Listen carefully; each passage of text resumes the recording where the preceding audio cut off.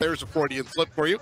Monitored all those things and more as the weekend went on, and that is the host of this program. His name is Mike Gill, and he joins us now here on the Sports Bash. Michael, how are you doing, sir? Are you actually enjoying your day off? I'm still celebrating that Nick Pivetta start. I knew you'd be totally – well, listen, I know it's your day off, but you emailed me at 9 in the morning, so I'm sure you woke up early, as is your custom. Have you been able to at least enjoy some time off and maybe unplug a little, or are you just connected, period?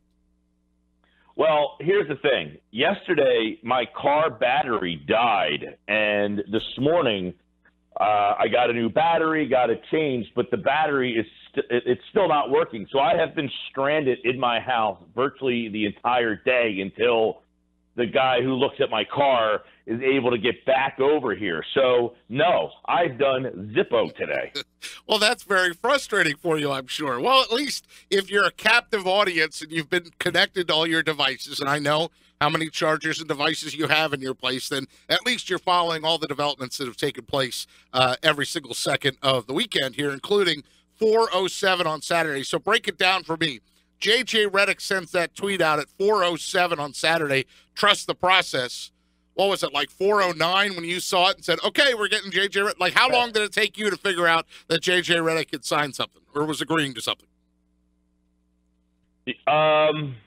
Pretty much, yeah. I saw the buzz starting, and, you know, with the stance that I have had on the Sixers the last 3 or 4 years, when anything happens, I either get the wrath of the anti-processors or I get the praise from the fans of the process. So my phone was going off pretty regularly. I wasn't at home at the time. I was out and about, but I saw it happening. The funny part is my phone was going so crazy that I had 40% battery when it happened. About a half an hour later, because of all the activity on my phone died within about 40 minutes of it all going down. So I wasn't able to really kind of keep it going. But what I find interesting is, look, I know what my stance has been, and people perceive that to be, you know, whatever people, you know, think. I don't care. I've said this before. I don't care that it's the Sixers doing this. I am a fan of any team that goes outside the box and does something to break away from the middle ground. And when I say middle ground, it's any team that does something to try to take a shot. In other words, Houston. I'm not a Houston Rockets fan by any stretch of the imagination. But I enjoy the fact that Houston took a chance by going after Chris Paul. Do I like the move for them? Not necessarily. Do I think Chris Paul and James Harden are going to make them beat Golden State? No, I don't. But you know what? I applaud Houston for taking a chance in a league that really most teams are okay with being stuck in the middle. The fact that the Sixers are a team that I grew up enjoying and did something that I appreciate. Do I like the fact that they had to lose? No. Do I understand that that was something that helped them get to where they are today? Absolutely. But I find it funny that people find every possible way that they can to try to bring down the fact that this team did something different. And they say, well, everybody loses. Everybody has tried this. No. Everybody has tried to lose. Nobody has been able to stomach the losing like they have. Everybody changes the course a year or two into it. What the Sixers did, yeah, it's not a novel idea. It's not crazy different. But what they did was they stuck with it. And a lot of teams don't stick with it. They can't handle it. They take the pressure from the fan base, and they break off of it, and they end up going to sign a mid-level free agent because of the pressure. The Sixers never did that. And this conversation over the last couple of years, well, no one will sign with them. It's a losing culture. It is the most ridiculous argument that was ever made. For people to have said that over the years are just living in the actual moment and not seeing the big picture. The big picture was that this team was doing something to have the ability to attract people for a long-term success and not short-term mediocrity, which is what most people get sucked into. And I applaud the fact of whatever franchise tries to do something different. It's just refreshing that it was a team that I enjoy watching. So therefore, the Redick move was really a sign, guys, of the culture changing. It was a sign that the agents and the players, yes, was it a money grab? Sure. They offered him the most money because they could. But you know what? He had deals on the table for more years. He chose to bet on himself with the one-year deal for more money rather than the security of longer deals in maybe better situations. You know why? Because he said, this team intrigues me. So, sure, did he go where the money was? Yes, he did. But you know what? He could have gone to Brooklyn or other teams. But guess what? They're not quite as enticing as this team is right now. And I think that was the message over the weekend, that the culture and the view of this franchise has changed. And it's hilarious and somewhat sad that some people still can't accept that and are trying to reach and find ways to tear it down. I find it to be quite humorous, actually. Mike Gill with us talking Sixers basketball, and you can read more of Mike's thoughts on our website, 973ESPN.com, as you posted an article about a half hour ago, Mike, basically indicating that you think, if I'm reading this right, that the Sixers have turned a corner. Is that correct? Do you feel like they've turned a corner as a franchise? Well, I don't think there's any question. 2 years ago, when they were in a 10-win season, I was on the air saying, in 2 years, this will be a playoff team. What they did 2 years ago with the 10 wins, people looked at the 10 wins, and again, this goes back to people only judging the on-court product. And if you're only judging the on-court product, you don't understand sports in 2017. If that's what your only focus is, you need to start figuring out a new way to go about it, because in 2017, the on-court product is only one variable in where an organization is. Today, you see that. They have turned the corner. They have free agents coming there. You have virtually a wide-open Eastern Conference right now. And this is all part of the situation of know your landscape. The Sixers organization saw that for a couple of years there, you were not going to be able to compete with LeBron James. So why not now take a step back so that when the time is right, we'll be the team that's right there. And the timeline is setting up pretty well. So, yeah. And not only that, and, I'm sure Dashawn is probably thinking about a whole bunch of questions in his head about how the heck are they going to fit all these guys on this roster? You look at this roster all of a sudden, it's like, how are they going to fit all these guys in here? I have a really hard time seeing some guys that have got a lot of minutes the last couple of years getting on the court this year. Speaking of those questions, hey, Mike, it is Dashawn. I talked to Tom last hour about it, too. What guys can we realistically expect to be in the rotation? The T.J. McConnells, the Timothy Luwawu-Cabarros, the Rashawn Holmes. Are these guys even cracking this year's rotation with all these new movements? That's a good question. I was just writing that article, and I'm like, look at the two-guard spot. It's a spot that's been an albatross for this team for the last couple of years. Hollis, Thompson, heck, guys that I can't even remember. It was a revolving door. You look at that two-guard spot now, do you start Redick? Luwawu-Cabarros, he is kind of like a forgotten man, but in 8 of his last 9 games last year, he scored in double figures. I think he's a guy to keep an eye on in the summer league. I don't know what to think of him. Is he a guy, how many of these European players have come over as second-round picks and excelled just because they didn't know a lot about them? You got guys like Ginobili, who was a second-round pick and just came over. Tony Parker was a late first-round pick. I think he was the last pick of the first round. He's from France. Luwawu is from France. Luwawu is a guy that who knows what the expectations were from him, but He's long. He plays defense. He can get to the rim. His three-point shot in the month of April, he shot 35% from three-point range. So he's in the mix. You got Stauskas, who was the former number 8 overall pick in the draft. I don't know where he fits in anymore, if he does at all. Korkmaz, I can't imagine, makes the roster. I would assume he's going to play in Delaware for most of the year. But then you have Jared Bayless, another guy who is kind of your, new age, both, off guard and point guard. So where are they going to get minutes for him? How are they going to utilize Simmons? Where do they see Fultz playing? Where this team was being laughed at and criticized in the past for having a logjam at the center position, now they have an overload of guards, which is somewhat refreshing.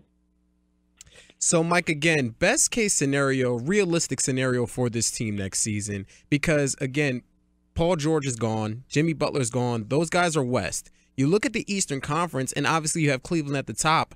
Best case scenario, Sixers, they stay healthy. Where can they realistically finish in the Eastern Conference standings?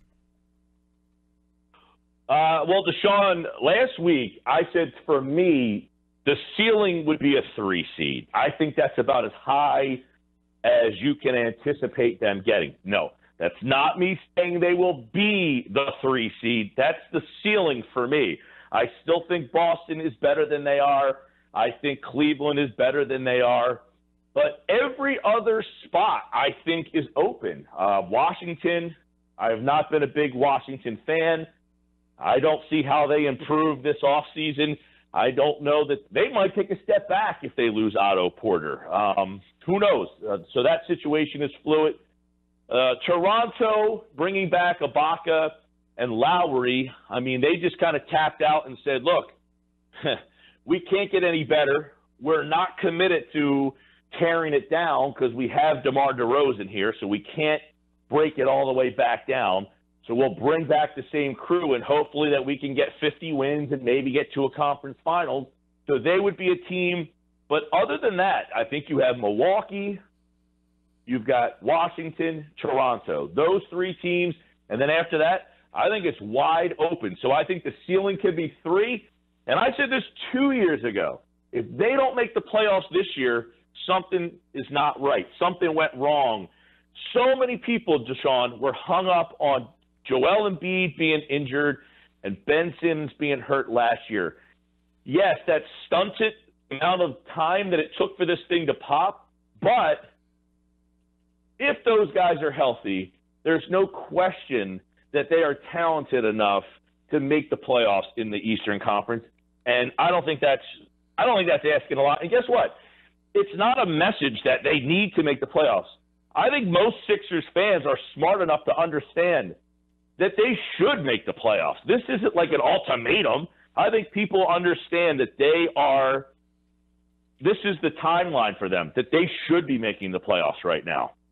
Mike Gill with us here talking Sixers basketball and some of the moves that they made as free agency began at midnight Saturday night. Mike, we didn't ask you, MG, a lot about Johnson. He's 30 years old. He's a defensive power forward. Redick will get all the headlines, but what were your thoughts on the Johnson pickup?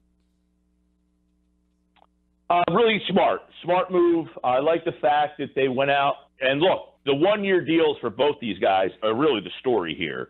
It's Colangelo, who, look, I was not a fan of the Colangelo hire. I don't have a problem saying that he has exceeded my expectations. I certainly think that him getting these guys here on 1-year deals keeps people aren't going to want to hear this, but they have $40 million to spend next year when some very, very high-profile free agents. If they can get into the playoffs this year and make an interesting showing, and these guys can show that they can play together, I've been saying for a couple of years that the older, high-level free agent, and there's one very big one coming up next year, I'm sure you guys all know who that is, why wouldn't they look at a team that has a lot of young players and is winning and say, look, I can go with these young players, and they can kind of carry me for the next couple of years. And I give Colangelo a lot of see, this is where I think the Sixers have done a little bit better job than Minnesota. I loved what Minnesota was doing, but they kind of cracked a little bit and said, look, we're going to try now to go outside the organization. They brought in Butler, and then they went and got a guy like Teague, and now all of a sudden you find like you're getting in that situation where you got to start to win now. They've tied up their cap situation. They can't keep improving. The Sixers are kind of right where Minnesota is, but they can get better because they're $40 million under the cap. Minnesota is not going to be able to spend any more money. This is the team Minnesota's going with. They're going with Butler, Teague, Karl Anthony Towns, and Wiggins. That's who they're going with. The Sixers can continue to add to this. That's why Redick and Johnson, a veteran, tough guy, defender, playoffs, he started, and you took him from Boston's roster, so that weakens them a little bit too. That got lost in this whole situation as well. J.J. Redick of Minnesota, one of the teams that J.J. Redick reportedly turned down a longer deal from. The Nets, of course, the other one. We're spending a few minutes with Mike Gill, and to your point about the money and free agency, $72 million so far tied up in contracts for the 2017-18 season. That's before they calculate the salaries of Markelle Fultz, Furkan Korkmaz, and the non-guaranteed deals for T.J. McConnell and Rashawn Holmes. So, Fultz, Summer League tonight. I know where you'll be at 7 o'clock. You're going to be watching that Summer League basketball and your first glimpse of Markelle Fultz. Can you wait? I mean, are you excited? What do you expect to see out of the guy? Hey, look, it's Summer League. I don't put a lot of stock into it, but I think what you can see with what you saw with Ben Simmons last year was Ben Simmons was head and shoulders better than everybody on the floor last year. He was so much better than everybody. And you don't put a lot of stock. You shouldn't put a lot of stock. And I like, it's like people like basketball and they want to watch Summer League, and then people like, like poo-poo the fact that don't watch Summer League. You can't get anything from it. Well, I'm a basketball fan. I want to watch these guys. I don't care what they do so much, but I think you can take certain things. For instance, Timothy Luwawu. How much has he improved from last Summer League to this Summer League? Does the game look slower for him? I don't care if he scores 35 points. I'm not going to say he's going to win the NBA MVP if that's what happens, but you can certainly see guys' growth, and there's certain things that you can take, not statistically speaking, but just in body language and the way the game slows down for certain players to say, this guy has made a lot of progress. So these leagues are certainly not the barometer of what kind of players you're getting, but I think you can still learn and see some things about guys, and it's great to get the guys that, you're hoping are going to be the next guys for your franchise out on the court for a couple of games. Mike, you just alluded to that big free agent next year. We all know it's LeBron James. We've seen some interesting things from him and Cleveland this offseason, starting with the dismiss of David Griffin. Is LeBron kind of sending a message to Cleveland saying, listen, I got you a title. I'm not going out to recruit guys this year. They missed out on Paul George. Do you see a scenario where LeBron James isn't playing in Cleveland next year? Oh, absolutely. I think you said it there, Dashawn. He got what he said for Cleveland. I got you the championship. I don't owe you guys anything now. If he went back there and didn't get the championship and then bolted on them again, that's a different story. But he said, I'm coming home to win a championship. He got them a championship. So at this point, Cleveland is in a spot. See, it's a tough situation. They are capped out. They cannot get any better. They know that that's why they're talking about a Carmelo Anthony deal. That's why they've been trying to find a partner for Kevin Love. It's not that they stink. It's their goal is to win championships. When you have LeBron James, championships are the goal. And if they can't add to this current roster, they're not good enough, and they know it. And if they can't get good enough this year, they're not going to be able to get good enough again next year. That could be the breaking point for LeBron, where he says, look, I got my championship. This team's as far as it can go, much like he did the first time, right? That team wasn't going to go any further. He had to leave so that they could essentially tank, if you will, right? They got the first pick 3 times with Kyrie, Wiggins, and Anthony Bennett, who they missed on, but they had the first pick 3 times. LeBron left, they tanked, they got talent, LeBron went back. And I can certainly see a situation where LeBron says, this is as far as this group's going to go, time for me to go someplace else. Mike Gill with us. I've got a lot to say was the text I got from him. Sixers, Flyers fight. We spent most of our time with you, MG, talking Sixers, but I'll open the floor up for you to branch off into either the Flyers getting a goalie or Pacquiao getting hosed.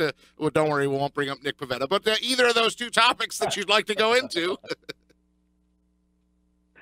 Yeah, well, first off, the Flyers, interesting with Brian Elliott, where they're getting a goaltender who was made a couple All-Star games, something that Flyers goalies have not really done.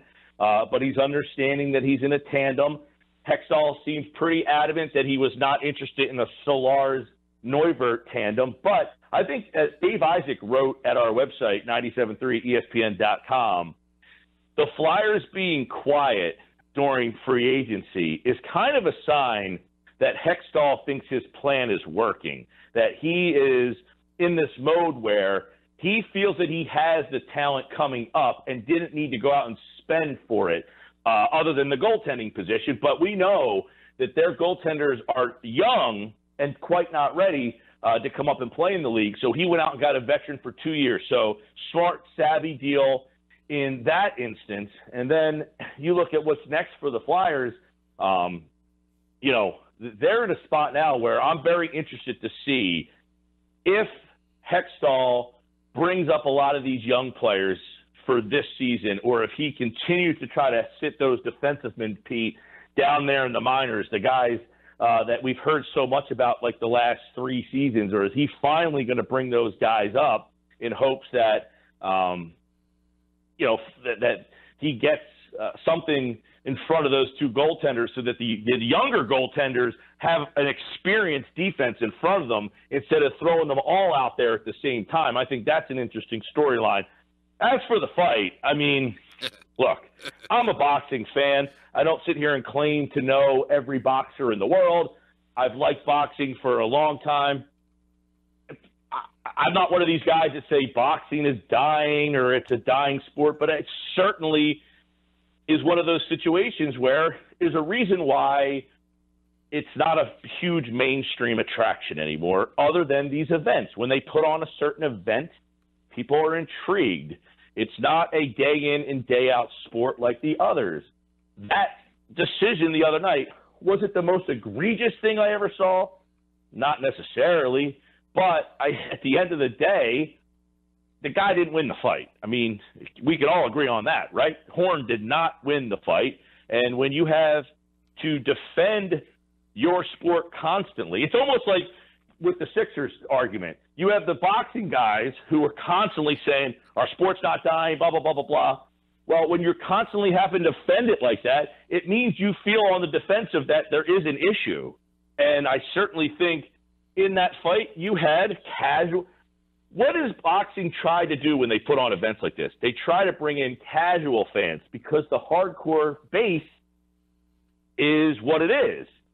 They need to bring in casual fans, and then the casual fans get turned off, and then there's this whole back and forth. Good to agree with you. It won't be the more. first. Yeah. It won't be the first. It won't be the last. And the thing that kind of left a bad taste in my mouth at the end of that fight was this. Jeff Horn, do you want to fight him again? I sure do. Pacquiao, he says to fight you again. Do you want your rematch? Absolutely. Okay. Well, that contract's already set, so let's get it on. You know what I'm saying? It almost had the feeling of, hey, let's get this second one going because we gave you a good show, and we'll be right back with this one. It kind of left a bad taste in my mouth. But, look, I'm a boxing fan. I watch fights because I enjoy the combat sport in it. And, I think the answer lies that most people, whether you're a hardcore boxing fan or a casual boxing fan, I think most people saw something different from the judges in that fight. Very much so. He's Mike Gill, the host of the show. You can find him on Twitter at Mike Gill Show. So even though he's off for a couple more days, follow him on Twitter and social media. Plus, go to our website, 973ESPN.com, and read Sixers putting past behind them. Focus now on present and future. He's got articles up on our website as well. Plus, he's always in touch with the show, whether he's here or not. MG, thanks so much for your time, buddy. And you talked about Dave Isaac. That's who we're going to have next, so we'll get some Flyers thoughts from him. But thank you, sir. All right, guys. Have a great 4th of July, everybody. Good luck with that car back.